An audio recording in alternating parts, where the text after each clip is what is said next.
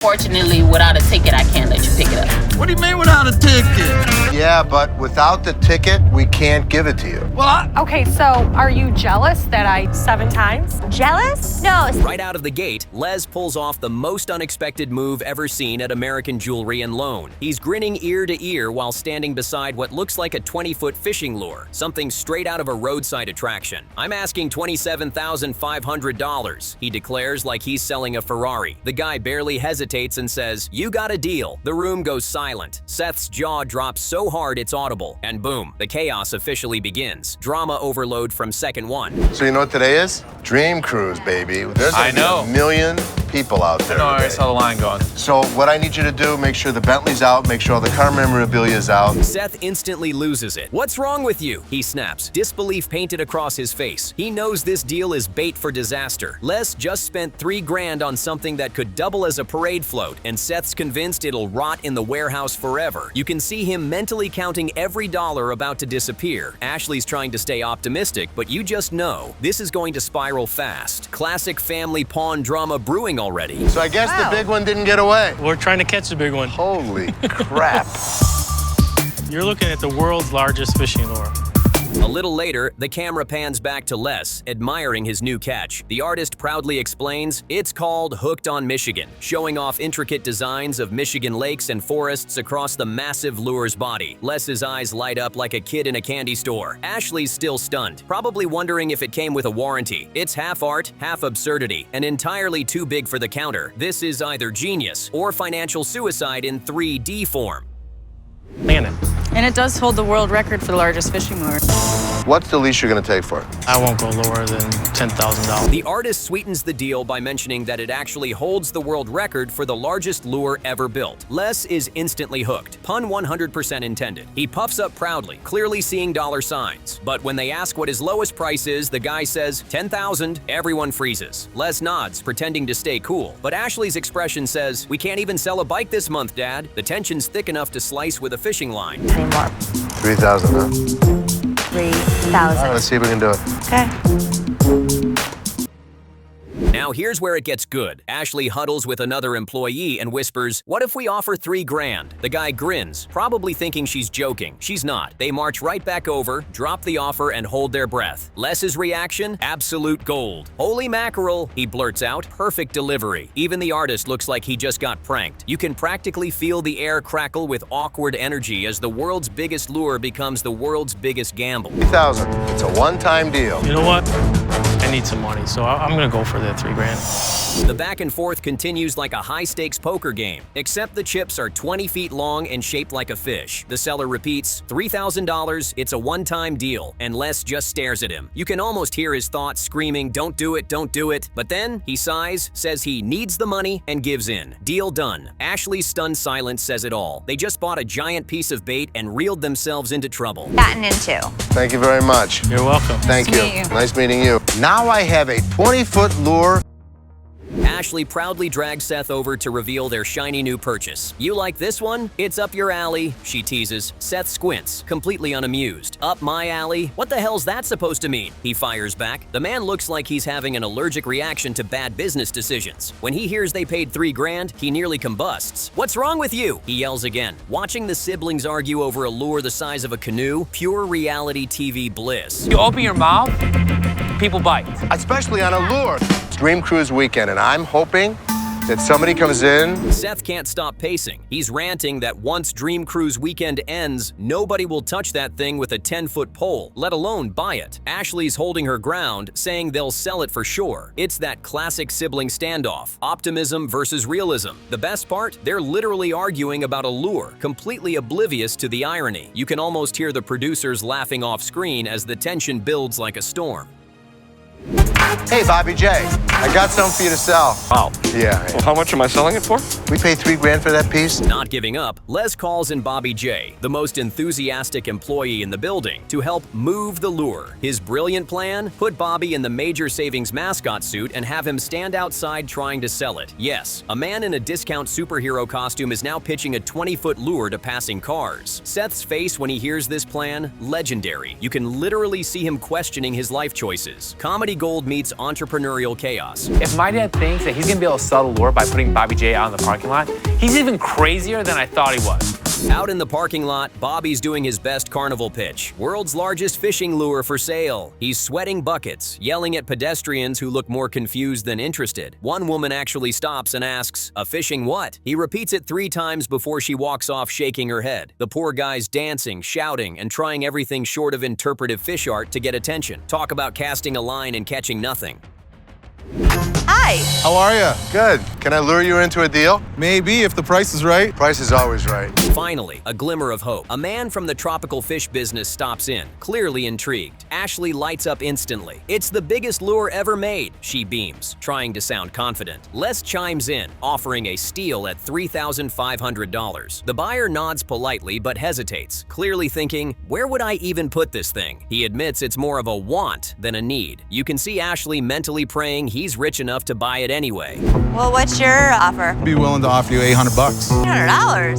Once you put it in front of your facility, Negotiations kick off. The buyer counters with $800, and the entire shop collectively deflates. Les gives his best salesman pitch. "It'll draw attention to your shop," but the guy's not biting. He raises his offer to $2,000, but Les and Ashley stay firm at $3 grand. You can practically hear Seth in the back going, "Told you so." It's the sound of pride colliding with reality, and it's hilarious. I'm sorry. You don't That's have a it, eh? deal. I wish I could. appreciate you coming in. Yeah, sorry. No problem, for sure. you. Yep.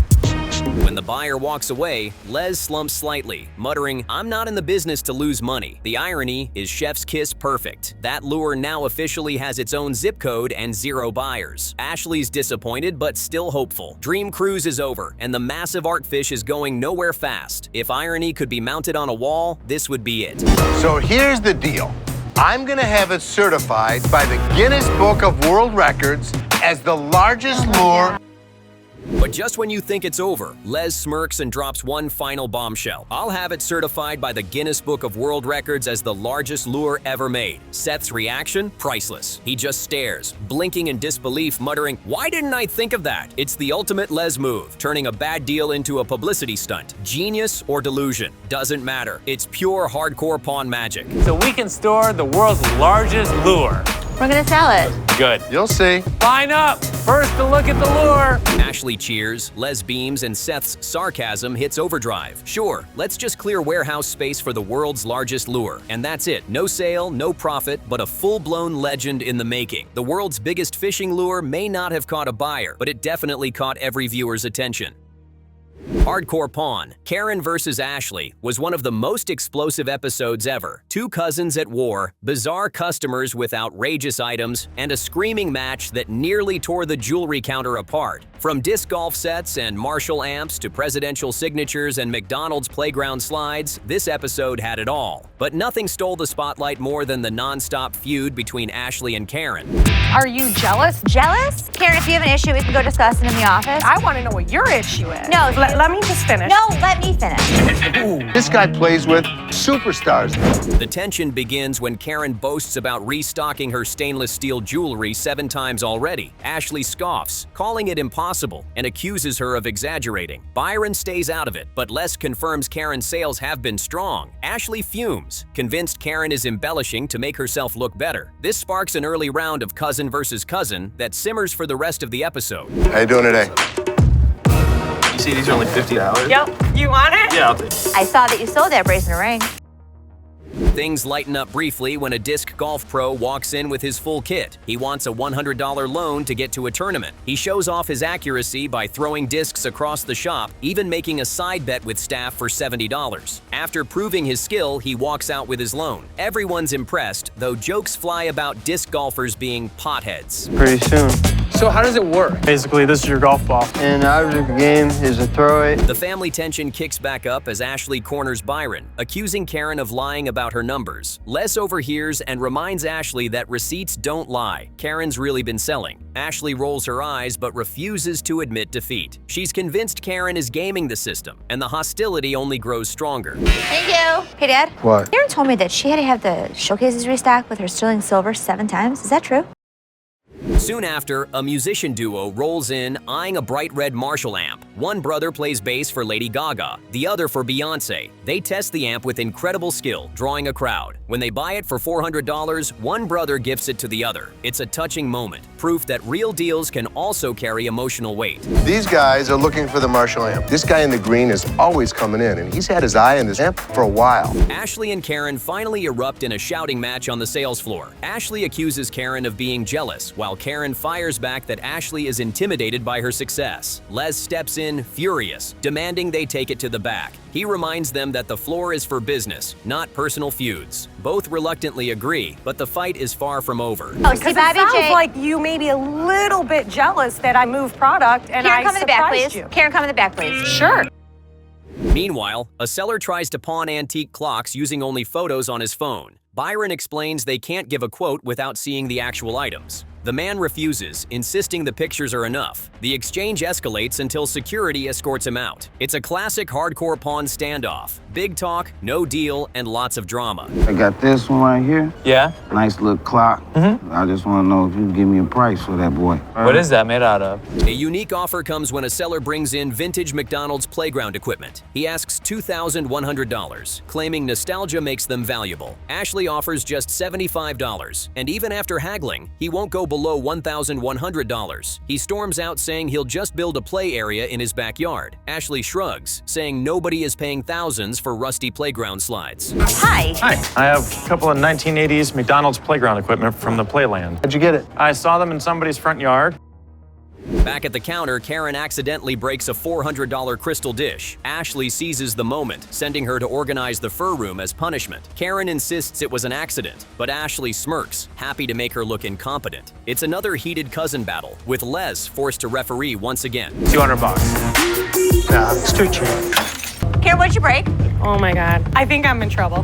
The stakes rise when a collector walks in with presidential signatures from Madison, Jackson, and Cleveland, complete with certificates. He asks $40,000. Les points out the inflated pricing and offers $5,000. The seller quickly drops to $17,500, raising red flags. Les won't budge beyond $9,000, and the deal collapses. Still, it was one of the most intriguing items of the episode. It's in 1813. Signatures on there? Absolutely. How much is it for? $100. Wow, $100 back Yes. then. That was a lot of money. Absolutely. Tensions boil over when Karen gets stuck in the fur room. Les finds out Ashley sent her there as punishment. He explodes, telling Ashley she can't waste their best jewelry salesperson moving coats. He orders both women to co-manage the jewelry counter and work together. Ashley is livid while Karen smiles, quietly savoring her small win. So, What's up? let me ask you a question. Sure. What do you have Karen doing? Straightening the codes? You have our best jewelry salesperson. In another wild moment, a woman storms in demanding her computer. Though records show she only pawned a fur coat, she screams at staff, calling herself a VIP and demanding answers. Security finally escorts her out as she shouts Bible verses and insults, leaving the shop in stunned silence. Ashley mutters she's seen it all, but even she looks shaken. And that, but I have a computer. Yes, I do. See, this is the problem. Y'all don't know how to talk to nobody, and I guess I'm the little dog. By the end of the day, Ashley and Karen remain at each other's throats, their rivalry threatening to tear apart the jewelry department. Les, caught in the middle, insists they must work together for the good of the store. But anyone watching knows the cousin competition is just getting started, and the next blow-up is only a matter of time. While you're doing this, I'm gonna be on the jewelry floor selling jewelry that you guys should be taking care of. Get it done quick. Hardcore Pawn, Gold versus. Gold was packed with family rivalry, bizarre customers, and unforgettable deals. From a rare Rickenbacker lap steel guitar to a man bending horseshoes with his bare hands, plus a heated showdown between Les and Seth over melting gold, this episode delivered non-stop drama that had everyone on edge. The shop was buzzing with action and tension, proving once again that family and business don't always mix smoothly. Let's dive into the highlights. You want to fly this stuff out west, 2 days there. Does that make business sense? I trust my people in Los Angeles. I have a company that you can package this stuff up. They give you the results of the purity, and then they wire you the money. The first major item comes when a seller brings in a 1930s Rickenbacker lap steel guitar. He asks for $2,000, insisting it's one of the first ever made and highly collectible. Les drags Karen in to watch, claiming she needs to learn how to spot value in rare instruments. After researching online, they discover that while it is genuine, demand is much lower than the seller thinks. Les offers just $375. The seller refuses to go lower than $700, so the deal falls apart. I got something I want to show you. This is a 1930s, one of the first lap stills that came out from Rickenbacker. Karen reflects afterward, saying she learned that customers often have too much sentimental attachment to their items, making realistic deals almost impossible. She points out how sellers tend to overestimate value based on personal history rather than actual market demand. Les reinforces that lesson, reminding her that sentiment doesn't pay the bills in a pawn shop. It's a tough but crucial reality check for anyone trying to learn the business in Detroit. Perfect. Why do you want to sell it? Good question. That is a good question. Yeah, why? The mortgage is due again. Meanwhile, Seth pushes his plan to modernize the business by shipping scrap gold to refiners instead of flying it to California like Les prefers. He argues that time and money could be saved if they just trusted the process. Les insists his old-school method of personally babysitting the melt always gets better returns. Eventually, they agree to a test. Melt one bar, split it in two, and send halves to each refiner. A $1,000 side bet raises the stakes even higher.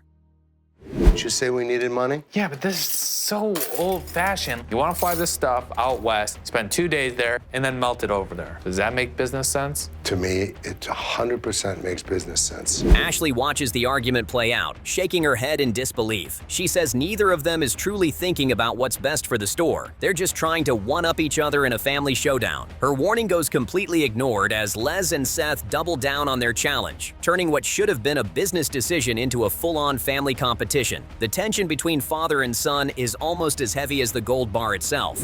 It's too good to be true. Gold is gold is gold, period. What do you want to do? I want to test out my system. Chaos erupts on the sales floor when a customer named Snag tries to buy an engagement ring using expired store credit. Ashley explains store credit is only good for 6 months, but he refuses to accept the policy. Things spiral out of control as he starts removing his false teeth, threatening staff, and nearly sparking a brawl before security steps in to handle the situation. Ashley holds her ground, standing firm as chaos unfolds, but the entire shop is left rattled afterward. Let me get that one, though. I like that one. This one? Yeah. The heart. I'll make you a deal. You want 500? 500 is what I got. That's right on the nose. I'll take it. Appreciate you. Yes, ma'am. Snag storms out yelling that he'll be back with more money and a real fight, sending staff and customers into stunned silence. Ashley mutters that if he does come back, Byron better be ready to stand his ground. Even by Detroit standards, this was one of the strangest and most unsettling blow-ups she's ever had to deal with on the sales floor. It was a reminder of just how wild things can get inside American jewelry and loan. I want to marry her. No, I have $500 in credit, and it's right there in front of your face. You see that? It's there. Later, a collector drives in with a rare 1981 Bradley GT electric car. He claims only 50 were ever made and boldly asks $50,000, saying collectors would jump at the chance. Seth admires the rarity but digs online and finds listings closer to $10,000, showing reality doesn't match the hype. He offers $5,000, but the seller scoffs at the lowball offer. Seth passes on the deal, explaining that rare doesn't always mean valuable if there's no buyer willing to pay the price. Now you want to sell it. How much are you looking for? Well, because it's the only one I've ever been able to find on the internet. The seller insists it's a future collectible, but Seth reminds him that pawn shops can't afford to sit on inventory waiting for markets to rise. He explains that pawn shops thrive on fast flips and safe margins, not risky investments. Walking away from that kind of overpriced dream is part of the business, even if it disappoints die-hard car lovers. Seth shrugs it off, saying cars like that belong at car shows, not clogging up their already packed warehouse. There's only one listed online, and they're asking next to nothing for it. All right, I just did a crash course in the Bradley. Back inside, Les meets Bobby Bear, a colorful customer who claims he used to wrestle real bears for a living. He tries to pawn a nearly new lawnmower, asking $300. Les pokes fun at both the mower and Bobby's tall tales, questioning if the story is even remotely true. When Les offers under $150, Bobby's temper flares. The man storms out, swearing he'll never return, yelling about how the store doesn't respect him or his so-called career in the spotlight. It looks like it's in great shape. It is. Is that a special paint job? No, it's only about a year old. Runs good, tires are good, brand new blade on there. Seth jokes afterward that if Bobby really fought bears, he could have carried the mower to a better offer somewhere else. Les laughs, saying the mower was more believable than the man's entire life story. Even Karen admits she's unsure what part of the exchange was more ridiculous, the tall tales or the reaction to Les's lowball offer. It's a classic hardcore pawn moment where entertainment overshadows the item itself. It's in great shape. What do you give it to me for? $1. Apparently you've never used a lawnmower in your life. Then comes one of the most jaw-dropping moments of the episode. A strong man walks in carrying a crescent wrench and a horseshoe. Wrapping his hands, he bends the wrench into a pen holder and twists the horseshoe into a heart, right in front of the staff. Everyone is stunned as he demonstrates brute strength. He asks just $30, and after some playful haggling, Les pays $25. It's not about the item, it's about the unbelievable story behind it. I'm good, how are you? Pretty good. Good. Well, I'm here to sell you a pen holder. A pen holder. I have a special pen holder here. It's an adjustable. Ashley quips afterward that they just paid $25 for a show, not a collectible. But Les fires back that sometimes the story sells better than the item itself. He insists that unusual experiences draw people into the shop. Even Karen admits it was impressive to watch and jokes that maybe they should hire the guy for store security since he could bend customers into shape too. Even when I was a little kid, 5, 6 years old, I used to take chairs. As the gold bars are tested, Seth and Les anxiously await the results of their big wager. Ashley gets the call with the numbers. Les's refiner delivered a 1.5% higher return than Seth's. That difference might sound small, but it translates to thousands of dollars lost in value by shipping instead of traveling. On top of that, Seth owes Les the $1,000 bet. The defeat stings hard as everyone realizes the gamble cost far more than just pride. It's only $1,400. Nice. They got a great deal. The stone is really nice. How come you look so happy? Seth admits defeat, but argues that testing modern methods was still worth it, saying innovation sometimes requires failure. Les pounces, smugly declaring it proves his old-school methods are superior and always will be. Ashley teases them both, rolling her eyes at their endless rivalry while promising to actually focus on making money for the store instead of proving points. The Gold family drama overshadows the business yet again. Higher return on yours. Really? You were right. You lost the bet. The episode closes with Les reminding Seth that mistakes are the best teachers, but costly ones hurt most in business. Seth sulks, but vows he'll bounce back stronger, determined to prove himself in future deals. Les, meanwhile, enjoys the victory and jokes that his experience always wins in the end. Another Gold family rivalry ends with Les on top, for now, but everyone knows the next battle is already brewing. Well, while you guys are betting and losing money and sending out gold to different places, I'm gonna go make the store some money. It's a bad call. You know, if you remember when I first brought you in, I said you need to learn from your mistakes. Hardcore pawn. Along Came a Spider was filled with wild items, crazy customer demands, and hilarious pranks that turned into family drama. From a military transport truck and a ventriloquist dummy, to a stainless steel prison toilet and even remote-controlled tarantulas, the shop saw it all. Add in heated debates about new display cases and Karen getting caught in Ashley and Seth's schemes, and this episode was non-stop chaos. I bought this 2 days ago here, and this thing broke down on me. And if you have a receipt, I'll be more than happy to deal with you. Things kick off with a furious customer demanding a refund for a broken snowblower he claims he bought just 2 days earlier. The problem? He has no receipt. Les and the staff hold firm. No receipt, no deal. The customer starts cursing, yelling, and demanding a replacement on the spot. Les, unimpressed, sarcastically hands him a snowblower by pointing to the one he already owns and has security escort him out. The whole shop watches in disbelief.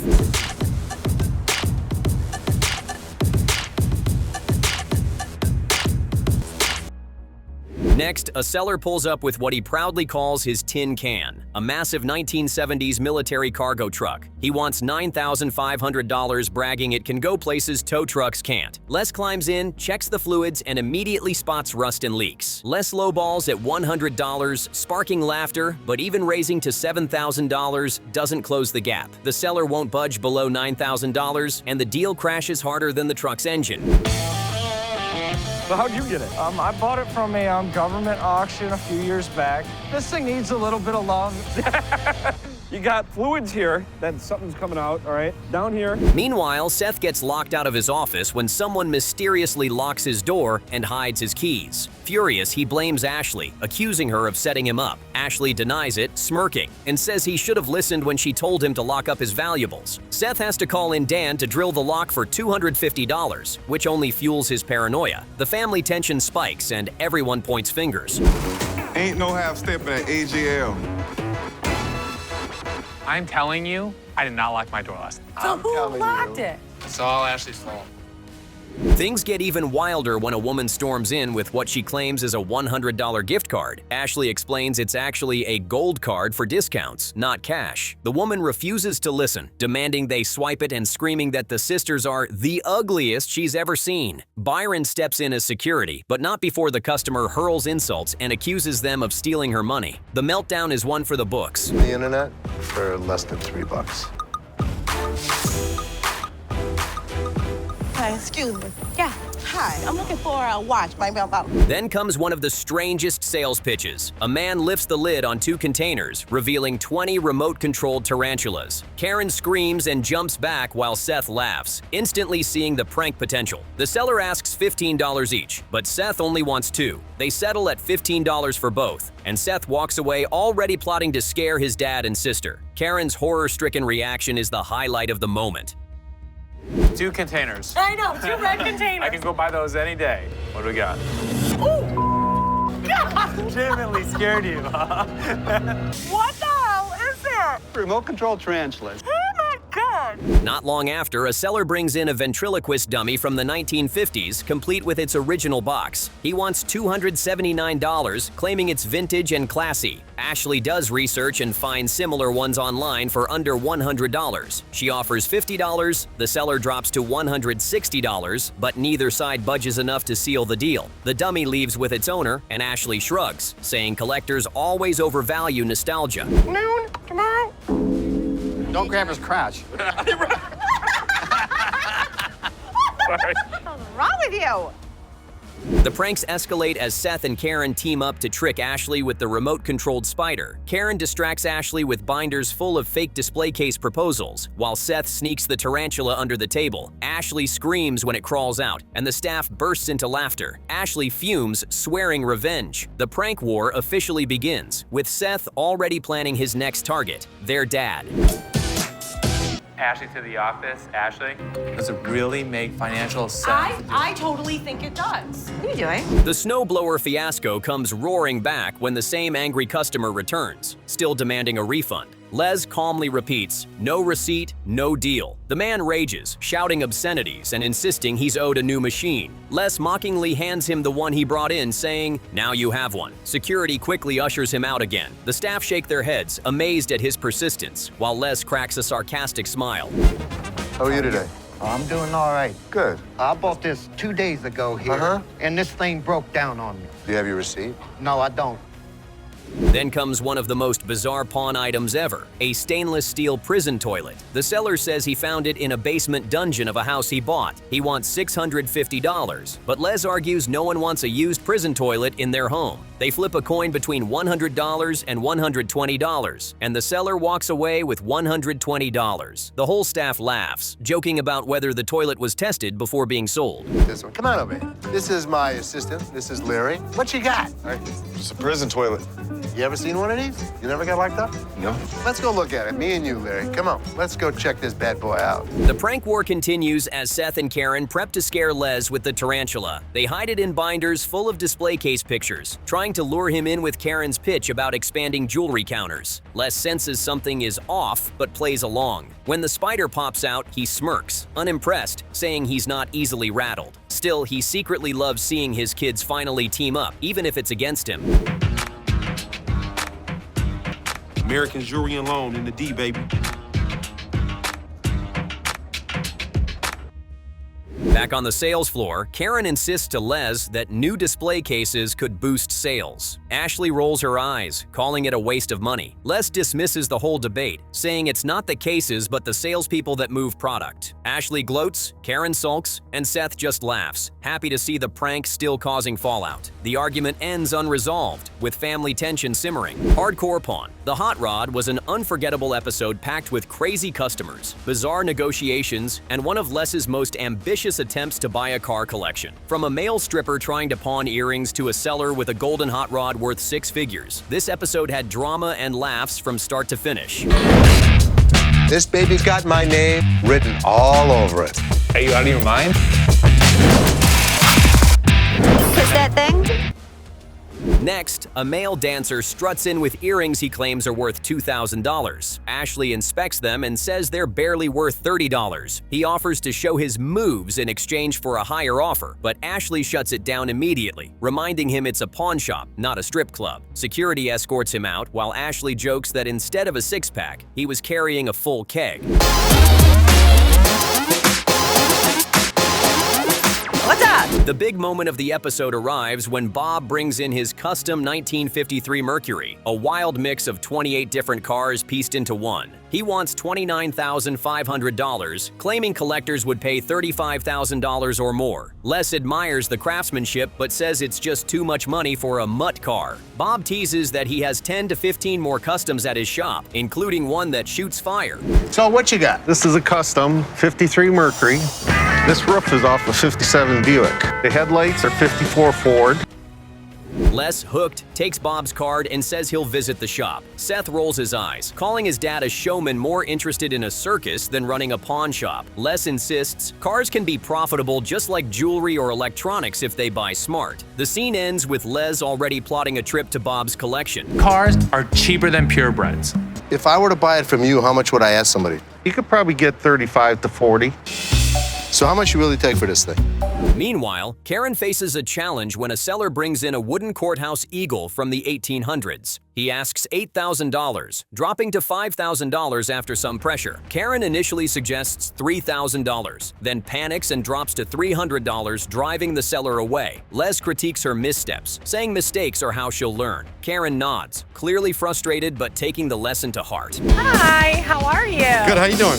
What do you have here? It's a carved eagle, obviously. The camera cuts back to Bob's garage, where Les and Seth check out his fleet of customs. One Pontiac with a Cadillac back end is priced at $95,000. Another Mercury named 51 Karat Gold is fully handmade, and one car literally shoots flames from the exhaust. Seth calls it a money pit, but Les is starstruck, seeing potential profit at Autorama, Detroit's biggest custom car show. Because it is a nice piece. $1,500 is still a substantial amount of money to pay for a piece of wood. Later, Bob shows Les and Seth the Golden Mercury again, a car dripping with gold details and immaculate craftsmanship. Bob wants $95,000, but Les offers just $40,000. Seth warns that his dad is about to waste money on a midlife crisis car, but Les can't take his eyes off it. The negotiation gets heated as Bob drops to $75,000, while Les creeps up to $50,000. This car is going to be in Autorama this weekend. Autorama is the biggest custom car show in Detroit. And when this baby goes on display, Bob's going to have customers. Seth shakes his head, calling the whole thing insane. He says they're running a pawn shop, not a luxury car dealership. Les fires back, saying profit is profit no matter what form it takes. Bob refuses to take $50,000, holding firm at $70,000. Les walks away, but not before promising he'll be at Autorama ready to write a check if Bob softens. Marshmallows? I was going to say, my eyes are on fire. So, did you like the flames on this car? I was ready to get my hands warmed behind them. Back at Bob's shop, Les continues drooling over the flame-throwing cars. One model spits 10-foot fireballs into the air, thrilling Les like a kid at a circus. Seth mutters they should be selling jewelry, not marshmallows roasted behind cars. Les, however, insists cars like these can bring huge crowds and profits at shows. The divide between father and son grows even sharper. But I need to make money on this, honey. but at the same time, I do not want to undercut this deal. The climax of the episode returns to Bob's Golden Mercury. Les insists he's ready to buy if the price is right. Bob refuses to go below $70,000, but Les promises he'll bring $50,000 cash to Autorama if the car doesn't sell. The episode ends with Les smirking, Seth fuming, and the future of the golden hot rod hanging in the balance. Are you out of your mind? I am out of my mind. Nah, sorry, can't do it. Sure you can. $50,000.